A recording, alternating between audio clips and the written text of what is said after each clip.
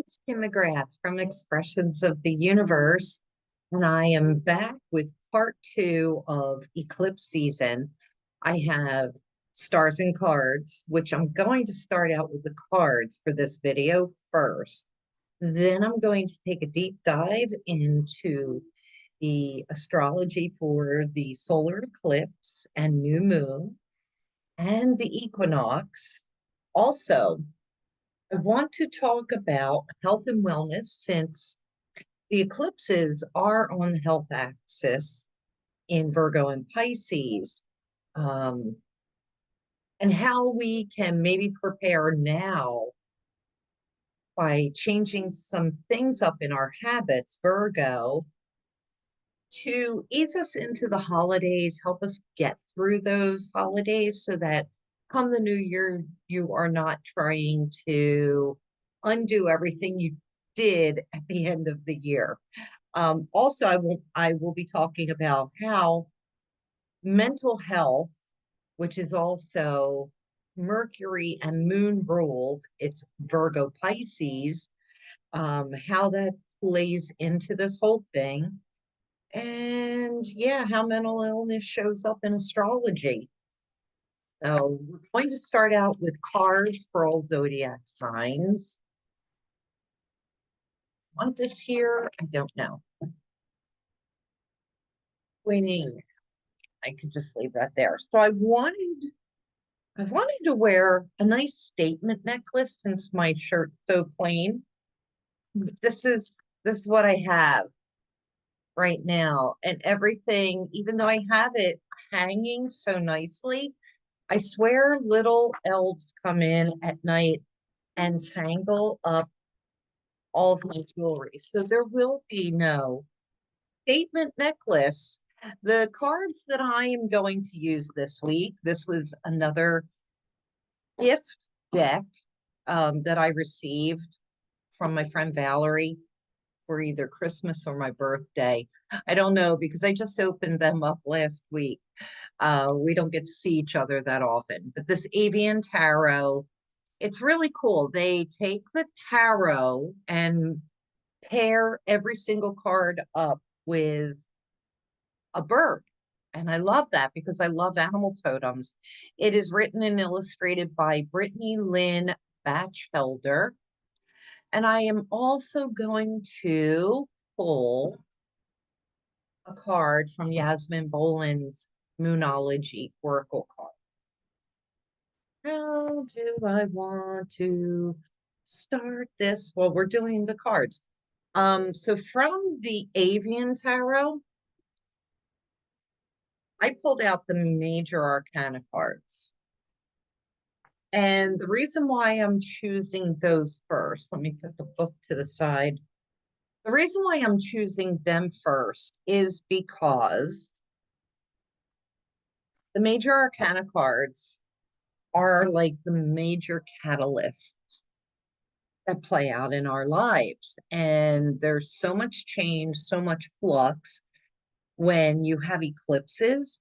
So you have energy coming in on a solar eclipse. That's what we're coming up to. And we have energy sucking out on a lunar eclipse, which we just had about a week or so ago. So I figured, let's do that because we're all getting ready to move on to a new path. The autumnal equinox that's coming up, that's when the sun moves into Libra and it marks the beginning of autumn in the northern hemisphere, but it also marks the beginning of spring in the southern hemisphere. So it's big changes that are occurring during that time. And we're kind of shifting our paths. Always with the hair, right? I did blow dry my hair today. All right, so let me do a nice clearing and shuffle for the Moonology and the Avian Tarot cards, and we'll see what we get for each zodiac sign. So you want to pay attention to your sun sign, your rising sign, your moon sign, maybe any place in your chart where you may have a stellium. You also may want to listen to the cards that get pulled for Virgo and Pisces, because we all have every sign in our chart, and you may not have any planets there, but it still has an effect on an area of your life wherever that shows up. Cut these, and I'm just going to pull from the top on those. At the end, I'll talk about my card that I chose for the end of the month, for the eclipse, and the equinox for the collective. It just happened to pop out of the deck. I don't think I took it out of the deck though. So I'll pause this, but it will be the card for the collective. And I loved the message that it had. Closing my eyes. Let me cut these so that they are random.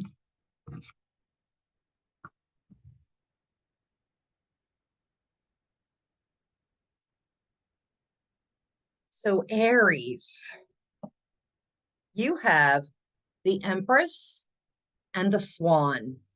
And this is card number 3 of the tarot deck, the major arcana. And I'll start with this, and then I'll pull the moonology card. So Aries, suns, risings, and moons. So this Empress, it embodies creativity, abundance, fertility. As a maternal figure, she represents the nurturing and powerful force of nature and sensuality and grace and transformation, love and loyalty. This represents moving through life's currents with a sense of inner peace and tranquility, even when there is intense paddling and effort happening below the surface. It's remaining calm on the exterior, regardless of what is happening on the inside. And this also makes me think of this kitten.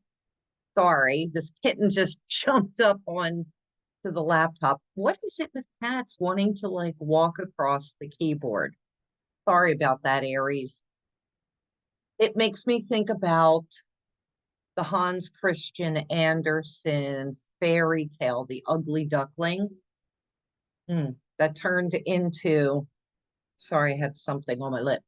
That turned into a beautiful swan. So there's that transformation. Don't judge anything from first appearances, because you never know what it could transform into. And then you have the new moon in Pisces. Interesting. This is actually a new moon in Virgo coming up, but still it's on that axis, and it says meditate and contemplate. This way you can maintain that calm, cool exterior, regardless of what's happening under the water or under the surface. Look at this kitten. All right, Taurus. You have the Magician, symbolized by the crow. And this is card number 1. And the Magician, this is a really beautiful card. I love this. The Magician symbolizes willpower, manifestation, personal power. The Magician has all the tools he needs to turn ideas into reality, acting as a bridge between the spiritual and physical worlds. A messenger, a symbol of transformation, and a keeper of mysteries. The crow's lesson is to face and integrate your shadow self and recognize that true power comes from embracing all aspects of yourself, both the light and the dark. This kitten. And your moon card is the 3rd quarter moon, which we were in a 3rd quarter moon yesterday in Gemini. Adjustments are required. So this is taking a really deep dive look at both your light and dark side, and making the necessary adjustments. I think a lot of these cards that are coming up and the messages that we're hearing have to do with taking a beat, taking a step back, really going within, taking a breath, and doing some deep contemplation. So, hope you liked that. Taurus, Geminis, you have the star, which is symbolized by the dove, and that is card number 17. Um, the moon card already. All right, so the star, which is my favorite tarot card in any deck. The star symbolizes hope and inspiration, dreams, hope, wishes, renewal, faith in the future. The star offers a sense of peace and healing after a period of turmoil, like the calm after the storm. The dove is a timeless and gentle spiritual symbol recognized across many cultures for its association with peace and love, purity, and divine communication. A dove's natural homing instincts can be interpreted as a spiritual reminder to trust our own inner compass and intuition. And your moon card is the blue moon, and it says, believe in the impossible. So, once again, this is a symbol of hope, much like the star and the dove. And just because it's not here right now doesn't mean that it won't be. You just have to keep on hoping and believing in the impossible. Love that moon card. And for those of you that don't know, a blue moon is when we have two full moons in 1 month. It's kind of rare because there are generally, 13 moons in a cycle, 12 full moons in a year. Sometimes it lines up where you will have a full moon at the beginning and the end of a month. All right, Cancers. Cancer, you have the Tower and it's the goldfinch. And those of you that know the Tower may be a little concerned, but the goldfinch is such a great symbol. So this is card number 16. And the Tower signifies sudden and destructive upheaval, chaos, revelation.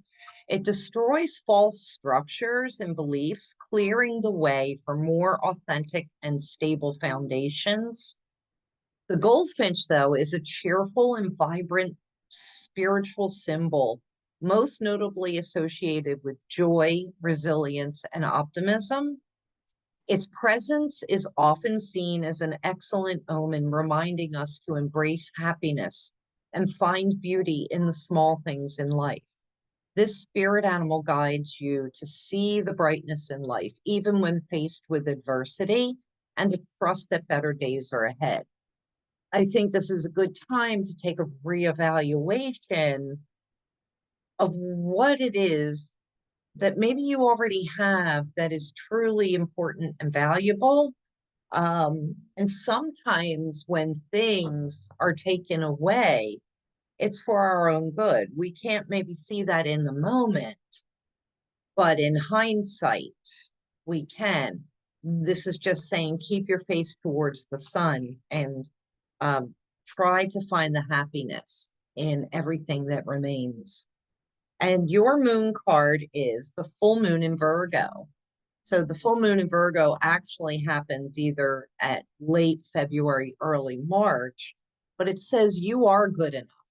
So if things are crumbling around you, Cancer, suns, risings, and moons, just please don't beat yourself up about it. Know that, you are good enough. This is not your fault. Maybe it is, but still, we have to accept things as they are and try to find that healing place and move on. Leo, you have the devil and the blackbird. This is card number 15, and it represents bondage, addiction, materialism, and the shadow self. Sometimes it represents awful things that other people are doing to you, but being so caught up in that that you're either addicted to the abuse or um, you like the drama behind it sometimes. This is definitely like the shadow self. Um, and sometimes we have a hard time letting go of awful people because we become a little codependent upon them. This highlights the self-imposed chains of negative patterns and attachments, suggesting a need to break free. Mystery, transformation, and inner guidance. Blackbirds are often associated with the cycles of life, death, and rebirth. Encountering one can signal that a significant transition is definitely coming, it's imminent, and it's prompting you to shed your old habits and old ways of thinking to embrace a new way of being, new habits, and a new way of growing. Your moon is void of course moon, and it says nothing will come of this situation. So what's interesting, some of you may or may not know about void of course moons. This is when the moon is not making any aspects to any planets. Typically, it's the Ptolemaic planets, the first planets that were discovered up through Saturn. And the aspects are also Ptolemaic aspects, conjunctions, squares, trines, and oppositions. No other geometrical calculations. So the other thing I want to say is that the void of course moon typically happens right before the moon transitions into another sign. Okay. So this kind of goes pretty well with it. And also things that we do during a void of course moon usually have to be repeated, redone, because it doesn't take. There's no energy behind it. So that's why it says nothing will come of this situation. So this is saying like we really need to plan in time the things that we're doing in our lives and creating new habits. Um, and also making sure that there is enough energy to put into these decisions or projects so that you won't have to redo them again or that nothing comes of it. All right.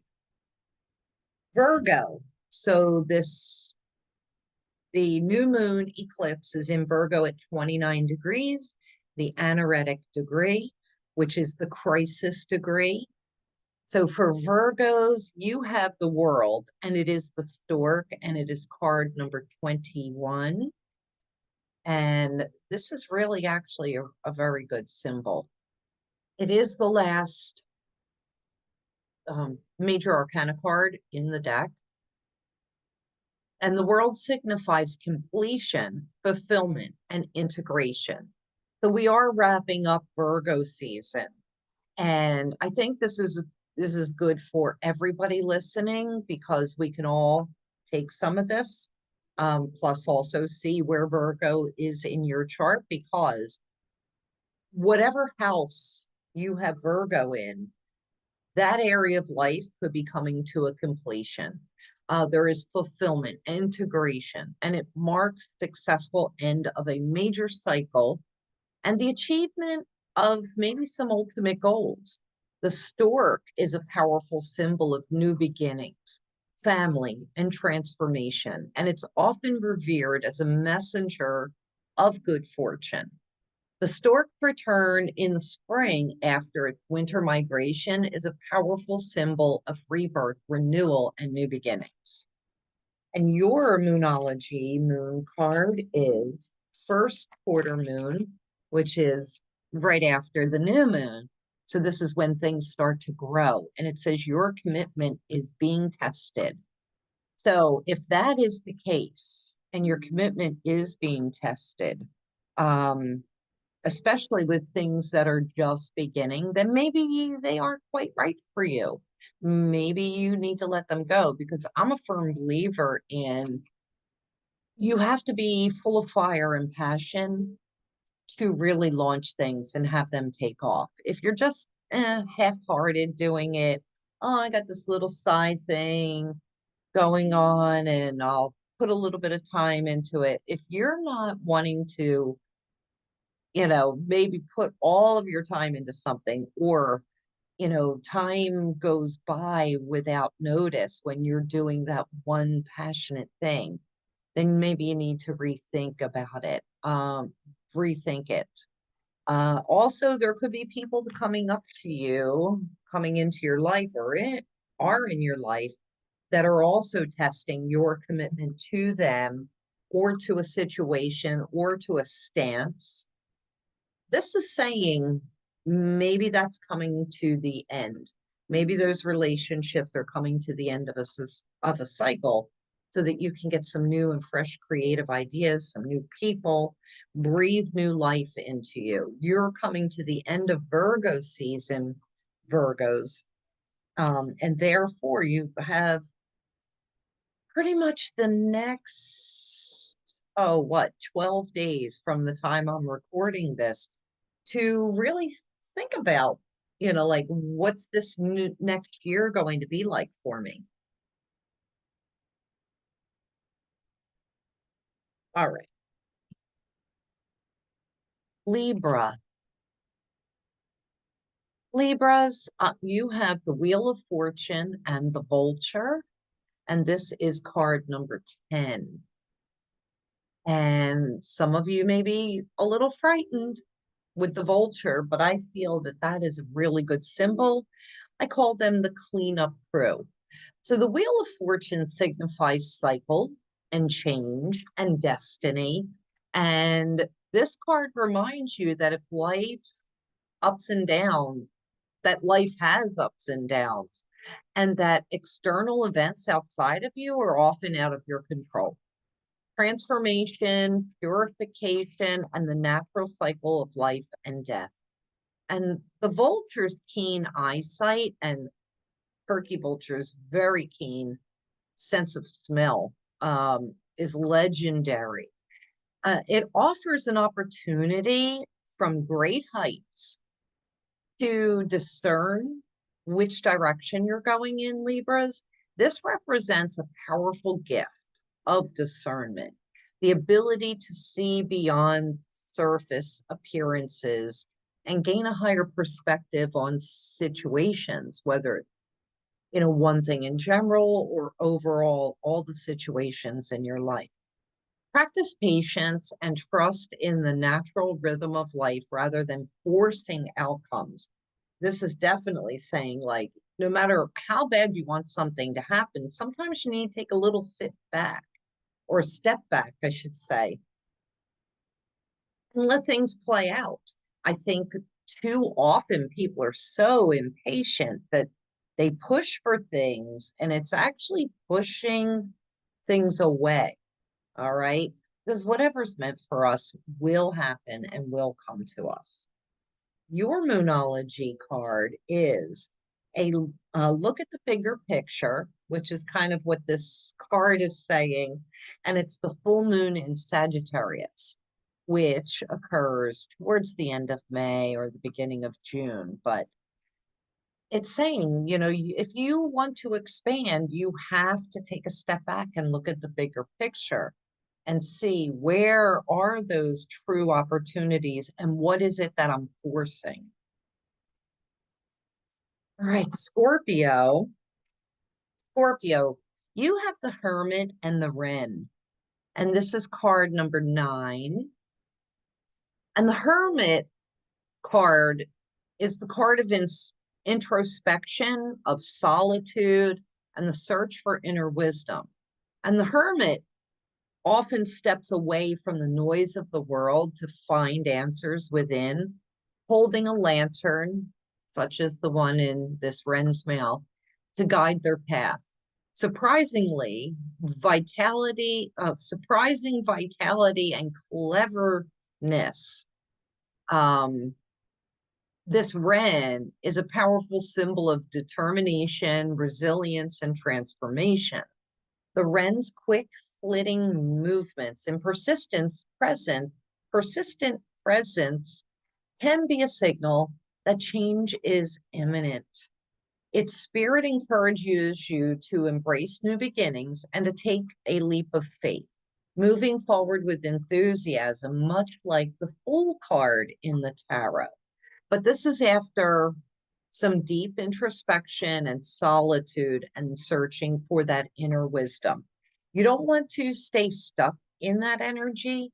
You will eventually have to emerge. I find, and I've recently posted this, that when our minds are so tangled and we can't make sense out of things, sometimes it's best to go for a long walk, or I like to do yard work. I don't put on any headphones or earbuds. I go for a walk or I work out in the yard. And I just feel like all that tension in my mental space just starts to slip away when I'm out in nature and paying attention to the sounds that are around me, the wind and the birds, the birds. And a lot of people say to me, oh, but Kim, I don't like to be outside. I don't like nature. And you are probably the people that need it the most. Scorpios, your Moonology card is New Moon in Taurus, which is the opposite of Scorpio, but it says prosperity lies ahead. So if you have been feeling stuck, take a little time for introspection and solitude and emerge with that enthusiasm of the Fool and know that prosperity is just ahead in front of you. Sagittarius. Sagittarius, you have strength and the ibis, and this is card number 8. I think I did a pretty good job maybe of shuffling these. So strength represents inner strength and courage and compassion. True power comes not from brute force, but from gently taming your inner animalistic urges. Wisdom, knowledge, intuition, resilience, and starting with nothing, starting over with nothing. The ibis's association with Thoth, the god of writing and knowledge, makes it a symbol of communication, both written and spiritual. Its presence can signal a need to communicate more clearly with yourself, with the divine, with other people, and that a new chapter in life is about to begin, much like its emergence after a storm. Your Moonology moon card is the cardinal moon, and it says, be bold and make the first move. Be bold and make the first move. So a cardinal moon would be, and I don't know if it's a new moon or not, but the moon in Capricorn, Aries, I'm sorry, let me back up. Aries, Cancer, Libra, and Capricorn would be those symbols for a cardinal moon. And it's when we start off on a new path and initiate something new. Be bold and make the first move. All right, Capricorns, the little goats. I have Death and the Screech Owl. And this is card number 13, obviously, because 13th card in the tarot deck. Death is a powerful, in his face, Death is a powerful card of transformation, endings, and new beginnings. A lot of people get scared when they see the Death card, but it is actually maybe a welcome symbol because you know things that are dead and dying meaning like symbolizations are leaving your life. It's time to get rid of those things that are carrying around too much clutter, too much weight.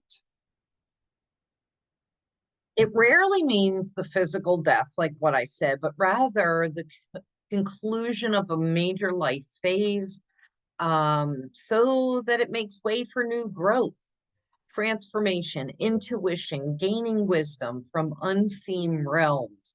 This is a great time because the veil is very thin, especially during eclipse season. And then we're coming in to October, spooky season. Because it's a creature of the night, the screech owl is often connected to the spiritual concept of death and rebirth. And your Moonology card is a new moon. And it says a new start is coming. And I would expect that this would be triggered and starting off somewhere near Capricorn season, as we're wrapping up the end of this year and starting out the brand new year. So that I think this is good, but you do have to discard a lot of the baggage and the clutter, whether it's mental or physical, and get rid of it and allow that space to be filled by something new coming in. Aquarius, you have the moon and the bower bird, and this is card number 18.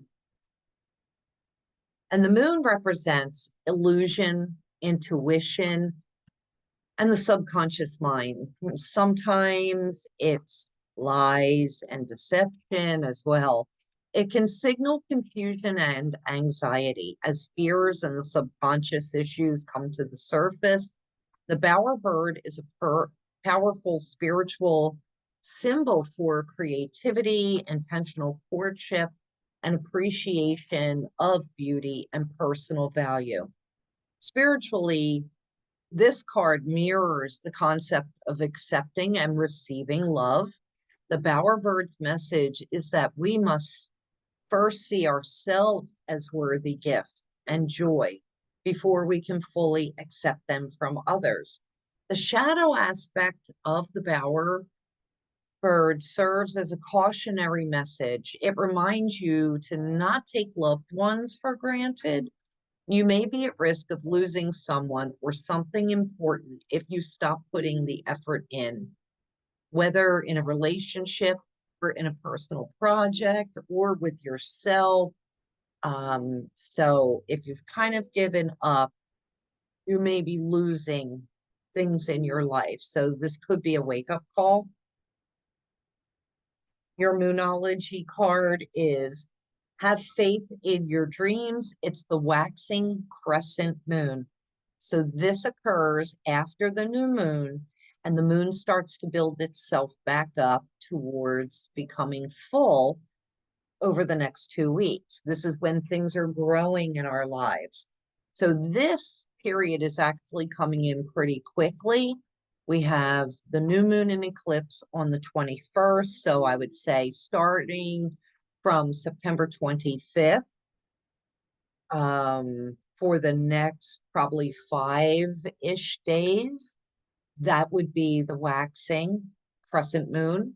And so that would be a really great opportunity for you to really start to put some effort into your relationships, tapping into your intuition and your subconscious mind, and really putting some effort into projects that maybe you have kind of neglected as of late. And last but not least, we have Pisces. And Pisces, you have the Hierophant, and it is the cardinal. This is card number 5. And I think most of us know what the symbolization of the cardinal is. A lot of people, when they see the cardinal bird, that beautiful bright red, let me start over, that beautiful bright red male bird, they think of their loved ones, right? So the Hierophant represents tradition, spiritual guidance, conventional beliefs. This is like religious, but it's also family beliefs, and the tradition would be the things that you do, all year long, especially during holidays, that make you think of your relatives. Got this kitten. This card can symbolize seeking wisdom from a trusted mentor or adhering to an established system of belief. I'm just asking to not be so rigid in your beliefs, have some flexibility, be open-minded. There's a sense of renewal and vitality here, and it's serving as a messenger from the spirit world, which we all know cardinals do. The cardinal can appear as a reminder to reconnect with your soul and restore your energy. And your Moonology card is the full moon in Scorpio, which occurs towards the end of April through May, through the third week of May. It says it's time to release negativity. And this is perfect for the Pisces because these eclipses are in Virgo Pisces, which are opposite poles of each other. The lunar eclipse that we had on September 7th was a total lunar eclipse. That was for letting go of and getting rid of any dead weight, and negative energy is definitely part of that. This will be wrapping that up for you with this eclipse. Now, just to remind all of you, the eclipse energy can carry for a year, 18 months, or more sometimes, depending on how planets are transiting and triggering. So yeah, and what else? What else do I want to say? Yeah, this is really a good time for all of us to clean up our acts, change our daily habits, or change at least one daily habit, and to, you know, make a new path. I can't think and I can't articulate what I wanted to say. All right. So I know that was a lot. That's why I wanted to do the cards first. Now I'm going to move into the astrology portion where I'm going to talk about specifically the eclipse chart, the equinox chart, how does that affect us? And also mental health and wellness, and how the moon and Mercury affect our mental health, how it shows up in astrology. Um, Obviously, with the eclipses, we're talking about the moon, right? But Virgo is ruled by Mercury, and as is Gemini. And I also believe, my belief, as some other astrologers, that Chiron, the wounded healer, is also part of that equation, that Virgo, it could be, Virgo could be co-ruled by Chiron. What else? What else did I have in my note? So yeah, transition into that right now. Share my screen or that I have the right slides up.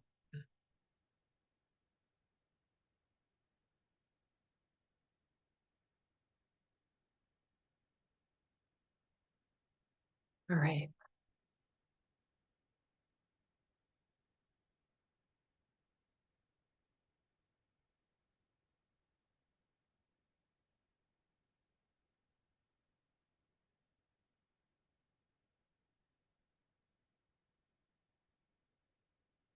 Some A minor technical difficulty. So I had a complete change of heart with this video. I'm going to stop with the cards and I'll do a separate video for the astrology. I myself appreciate shorter videos, but I'd be remiss to let it go before mentioning the card for the collective. And the card that I chose, it was the Two of Cups with the flamingo. And the reason why I chose this is because there is a great need for peace and harmony and friendship throughout. This is a coming together. And I think that this energy plays out in the astrology as well, mostly for the equinox. You'll see the chart if you go to the next video. Um, but this Two of Cups, mostly with the flamingo, flamingos will intermingle with other species of flamingos and they get along fine. They may have different living needs, they may have different dietary needs, but they can all commingle in harmony, peacefully, and build friendships with each other, even though they are so different from each other. And I think that we can learn a lot about life and what's going on in the world through listening to Flamingo Animal Totem. Another symbol of the flamingos is there's 1 foot in this world and 1 foot in the old world. So we are entering into new territory. But we're still caught in the in-between, and we really need to decide, how are we going to show up in the world? I know that won't I've made the concerted effort. I don't know, this could change because I am a Gemini. I do love sarcasm. Um, but just with everything happening, I thought, I don't want to put anything out there unless I'm contributing something that's going to be good and make people feel good or inspired. Um, and always being truthful and honest, which I always am.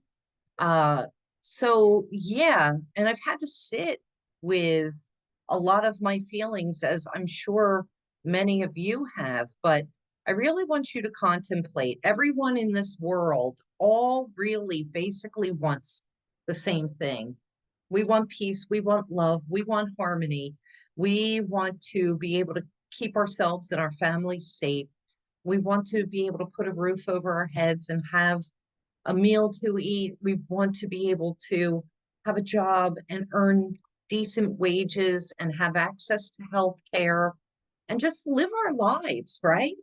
Like most of us, I would say 99.9% of the people in the world, they don't want to live in strife. They just want to live, right? So we need to be the change that shows up in this world. And that's what this card is saying. So if you are interested, I'm going to be creating another video that will talk about the astrology for the eclipses and the equinox coming up in the next week or so. So I'll drop a link down in here so that you can all find it easier. Until later, ciao.